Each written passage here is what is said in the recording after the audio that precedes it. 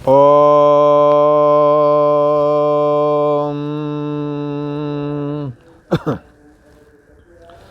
श्री योग वासिष्ठ के उत्पत्ति प्रकरण में श्री वशिष्ठ जी महाराज बोले, हे राम जी, पूर्व में जो मैंने चित्त आख्यान कहा था उसके विषय में सुनो। जब मैं उस मन रूपी चित्त पुरुष को रोक करके पूछता था और वह अपने अंगों को त्यागता हुआ चला जाता था, इसका अर्थ क्या है यह भी सुनो। हे राम जी, मुझे जो तुम देखते हो मैं साक्षात विवेक रूप हूँ, और जब मैं उस चित्त रूपी पुरुष को मिला तब उसके 1000 हाथ और 1000 लोचन रूपी अभिलाषाओं का त्याग हुआ था। वो हजारों अभिलाषाएं, हजारों कामनाएं हैं जिससे बंधा हुआ ये जीव कभी शांति नहीं पाता। एक कामना पूर्ति होती है, 10 और खड़ी हो जाती हैं। जब जन्मा तो किसी तरह से बड़े हो जाएं, चलने फिरने लगें, ये कामना, बोलने लगे।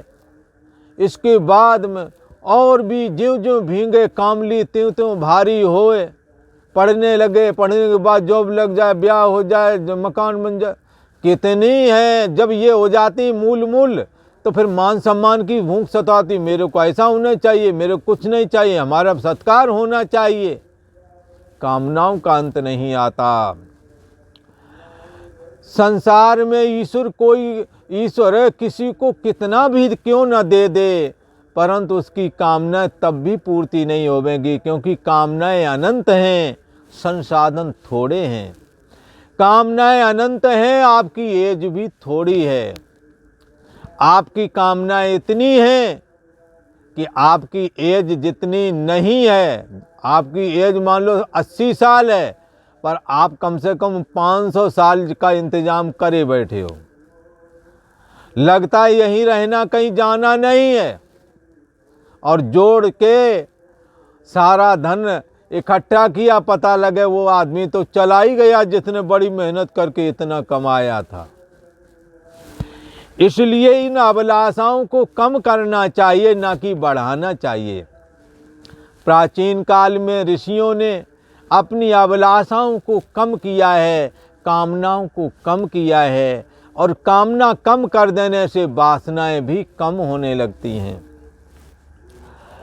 तो वशिष्ठ जी महाराज कहते हैं, जब चित्त रूपी पुरुष मुझको मिला था तब उसके 1000 हाथ 1000 लोचन रूपी, क्या है ये 1000 लोचन? लोचन माने नेत्र, 1000 नेत्र और 1000 भुजाएं। ये क्या है? ये हजारों कामनाएं हैं, हजारों वासनाएं हैं।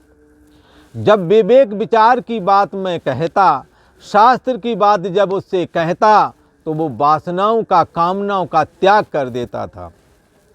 और वासना ही बंधन है।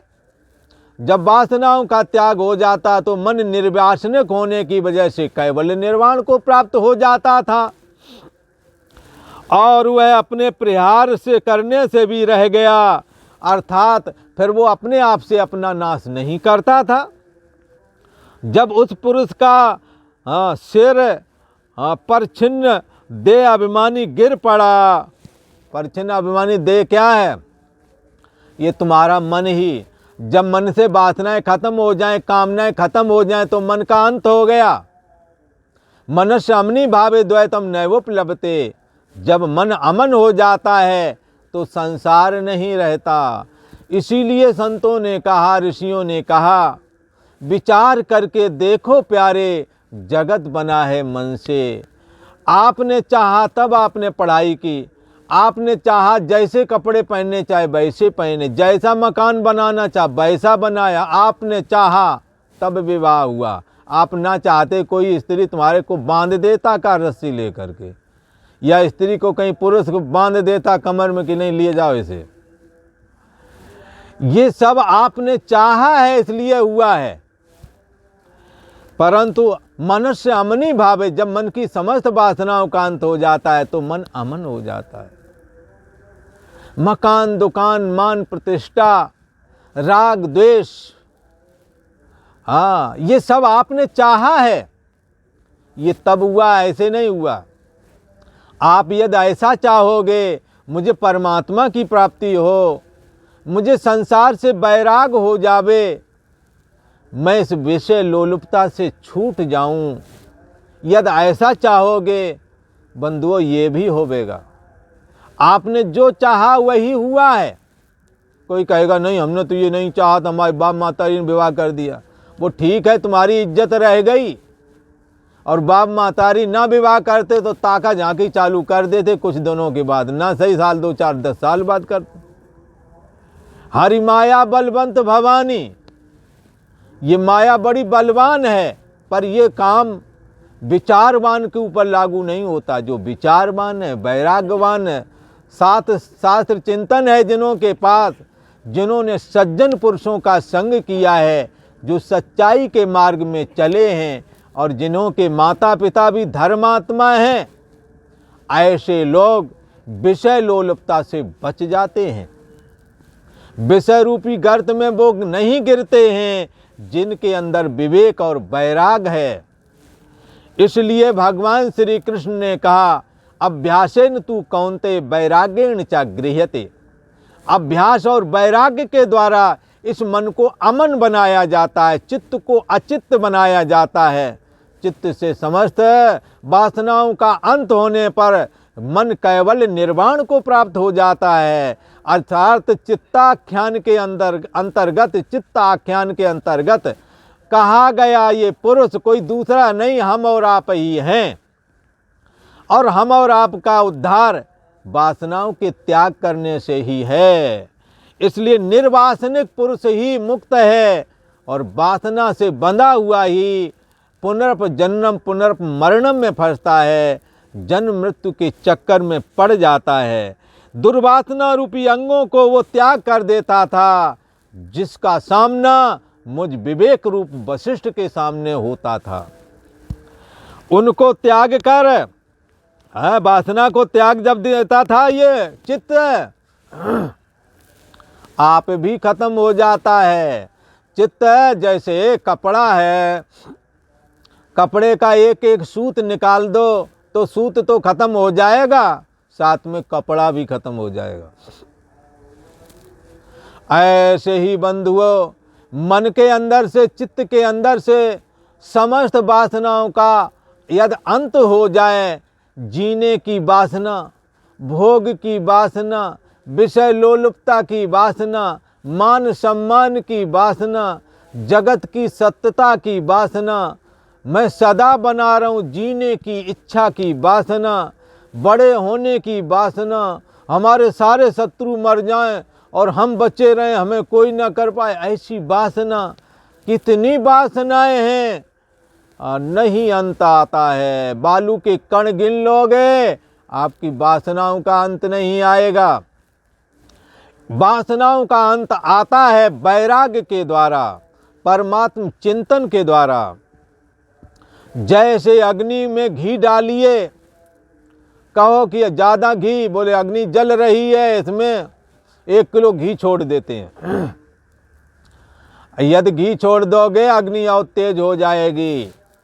इसमें पेट्रोल डाल देते हैं तो और तेज हो जाएगी। इसलिए बुझे न काम अग्नि, तुलसी कै विषय वासना बो घी से। यदि काम सुख लेकर के सुखी हो सकते तो जितने भी लोग हैं संसार में लगभग तो सब यही काम में लगे हैं, सभी सुखी हो जाते।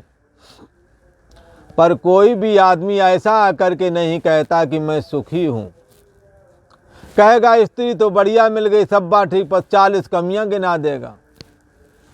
तो क्या है, दुखों का अंत नहीं आता। रजसस्त फलम दुखम, रजोगुणी घर गृहस्थी, वासनात्मक जीवन, विषय लोलुपता लास्ट में दुख देता है।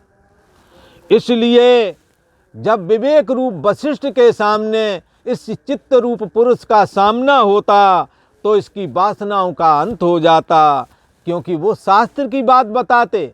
वो ये बात कहते थे कि ये वासनाएं, वासनाओं का सिलसिला, ये कम तब होवेगा जब आप इनका त्याग करेंगे। जब आप इस संसार का आश्रय और प्रकाशक सार वस्तु परमात्मा को जानेंगे, चित्त का अंत हो जाएगा, वासनाओं का अंत हो जाएगा। इसलिए अभ्यासेन तू कौन्ते वैराग्येण च गृह्यते, परम ब्रह्म परमात्मा का अभ्यास करना है और संसार से वैराग्य करना है। अभ्यासेन तू कौन्ते वैराग्येण च गृह्यते, अभ्यास और वैराग्य के द्वारा इस संसार पर विजय प्राप्त करके मन को अमन बना करके कैवल्य निर्वाण की प्राप्ति होती है। राम जी, अहंकार ने अपनी जब वो अंगों का त्याग किया अर्थात वासनाओं का त्याग किया, तो आपका भी नाश हो गया, अर्थात अहंकार निर्वाण को प्राप्त हो गया, अर्थात परचिन्न व्यक्तिपना जीव भाव दग्ध हो गया। और फिर क्या होता है? हे राम जी, वह पुरुष परम ब्रह्म में लीन हो जाता था जो हमारे सम्मुख आता था। हे राम जी, पुरुष को बंधन का कारण वासना है। जैसे विचार से रहित चंचल रूप जो ये बालक है, वो चंचल चेष्टा करता है, विचार नहीं है फिर भी चेष्टा करता है, और उस चेष्टा के चलते वो दुखी भी होता है। कई बार टोंटी के पास छोटे बालक खेलने के लिए जाते हैं, वहीं पर ये आजकल पीली वाली ततैयाँ अपना घर बनाने लगी अब। हाँ, एक कहावत पहले कहते थे, रबी की फसल और खरीफ की फसल दो फसलें हुआ करती हैं।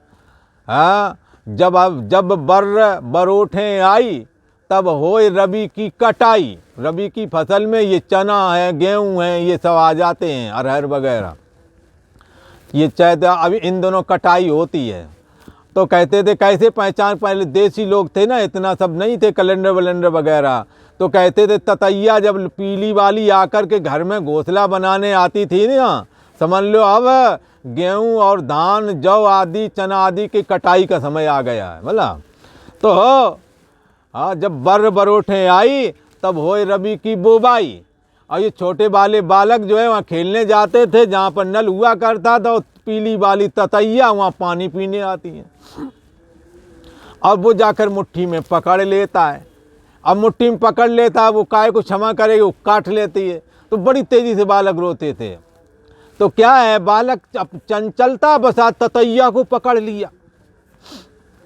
वो चंचल बालक हमारा आपका मन भी है, चंचलता बसात उस चीज को पसंद करता है जिसमें पुनरप जन्म पुनरप मरणम है, जिसमें बार बार दुखी होना पड़ता है।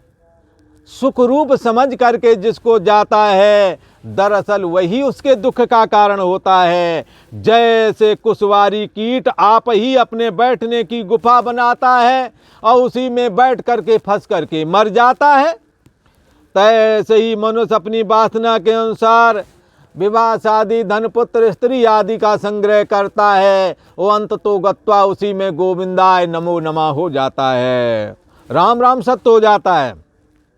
मनुष्य अपनी वासना से आप ही बंधन में पड़ता है। और जैसे मरकट कहते हैं बंदर को, जैसे मरकट लकड़ी में हाथ डाल के कील को निकालने लगता है और लीला करता है, इधर उछलता उधर उछलता है, तो उसका हाथ फंस जाता है और कष्ट पाता है। तैसे ही अज्ञानी को अपनी चेष्टा ही बंधन करती है। जैसे जंगल में एक जगह ये जो कारपेंटर होते हैं, ये लकड़ी को पहले हाथ से चीरा करते थे, हाथ वाली आदमी, उसको दो फांक ऐसे करके लकड़ी आगे यहाँ डाल दी, यहाँ तो जगह बन जाती है। और वो पाट, उसको बोलते हैं लकड़ी डाल दें पाट। अब उसमें बांदर गया और वहीं पैर रख करके उस पाट को हिला रहा है, और वो तो पहले ही थी यूँ, अब बड़ी मुश्किल से उन्होंने इतना खोल पाई थी लकड़ी, और जैसे उसने लकड़ी निकाली उसका पैर फंस गया और तड़ाम दोनों मिल गए, लगा पैर ही खत्म हो गया, कट गया। तो ये दुख उसे क्यों प्राप्त हुआ?